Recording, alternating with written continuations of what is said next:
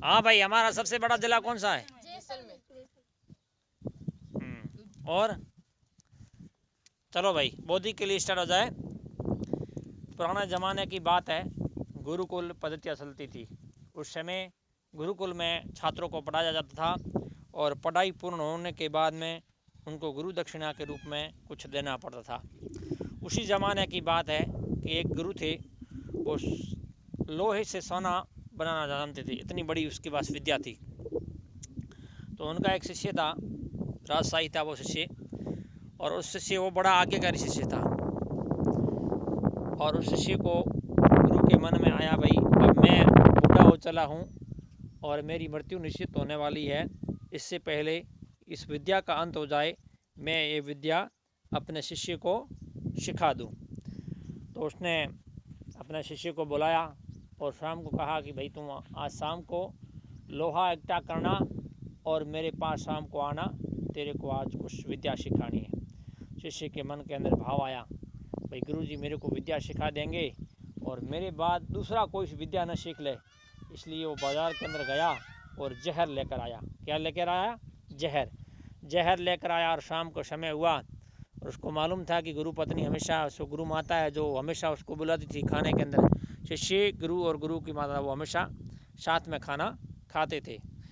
तो शाम का समय आया, गुरुजी ने उसको विद्या सिखाई और सिखाने के बाद में उसने फटाक से कहा कि भाई खाने के अंदर आ जाओ, और लोहे मतलब लोहा था, उसको सोना बनाया और खाने के पास आ जाओ।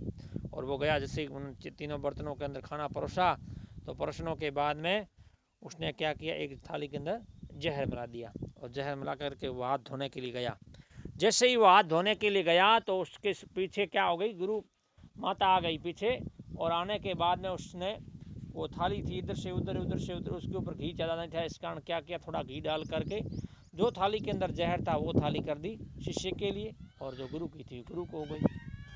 और जैसे थोड़ी देर में शिष्य आया वापस, आने के बाद में जैसे उसने खाना शुरू किया, 1 कोर किया, 2 कोर, 3 कोर, 10 कोर, 20 कोर लिए और उसको अचेत हो गया। अचेत होने के बाद में वो गिर पड़ा। गुरु तो होशियार था, गुरु त्रिकाल दृष्टि था, गुरु तो गुरु होता है, गुरु के समान संसार में कोई नहीं होता। गुरु चाहे तो भव सागर पार करा दे, गुरु चाहे तो आपको अवनति की ओर ले जाए। गुरु की गोद में हमेशा प्रलय और प्रकृति दोनों ही खिलती है, इसलिए गुरु के समान संसार में कोई नहीं होता। गुरु को जैसे ही पता चला तो गुरु ने फटाक से जड़ी बूटी ला करके उसको ठीक कर दिया।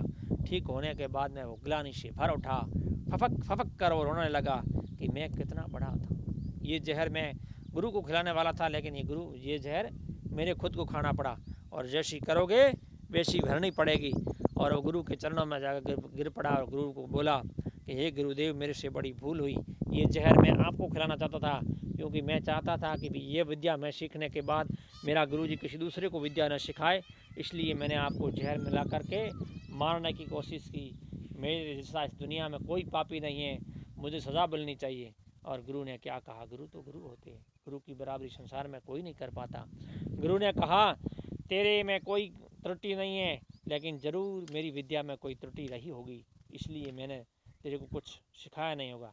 लेकिन शिष्य ने कहा नहीं, आपके अंदर कोई त्रुटि नहीं है, आपने मेरे को योग्य समझकर, सक्षम समझकर मेरे को विद्या देनी चाहिए, लेकिन मेरे मन के अंदर पाप था, इसलिए मैं उस विद्या के उत्तरदायी नहीं हूँ। इसलिए मैं आज से आपके सामने प्रण करता हूँ कि इस विद्या का प्रयोग कभी नहीं करूँगा। इस प्रकार हमारे भारत के अंदर पुरातत्व के जो ऋषि मुनि थे, उनके पास ऐसी ऐसी विद्याएँ थी, लेकिन लोगों ने कुंठाओं के कारण, अपनी मान के कारण उन विद्या को नष्ट कर दिया, उनको भगा दिया या उनको खो दिया। इस कहानी का दृष्टांत, इस दृष्टांत कहने का तात्पर्य है कि हमेशा उज्ज्वलता की ओर रहे, किसी के प्रति द्वेष भावना नहीं हो, जो भी सीखे मन से सीखे और किसी के प्रति द्वेष भावना नहीं रखे, सबको समान ले जा सके। विद्या, एक संसार में सबसे बड़ा धन होता है विद्या, और विद्या ही ऐसा एक धन है जिसको खर्चने से वो बढ़ती है और बाकी सब धन नष्ट हो जाता है। आज का दृष्टांत बस इतना ही। जय हिंद, वंदे मातरम।